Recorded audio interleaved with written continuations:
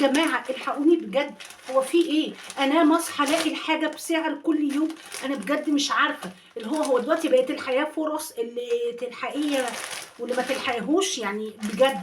يعني شكاره الملح دي تمام، فضلت الف.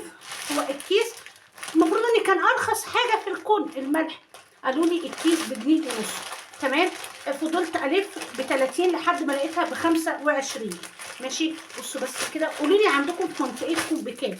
بصوا كيس الملح اللي هو تفه تمام، والماجي اللي هو بجد يعني ولا بقى فيه فراخ ولا لحم ولا حاجه نطبخ بيها، بقينا نستخدم ماجي مجرد ندي طعم للاكل. هتقولوا لي مش صحيه، هقول لكم والله بقى ليها ثمن، بقى ليها ثمن.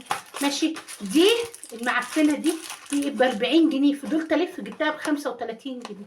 في ايه بجد؟ بجد تعبنا. المكرونه دلوقتي عند ناس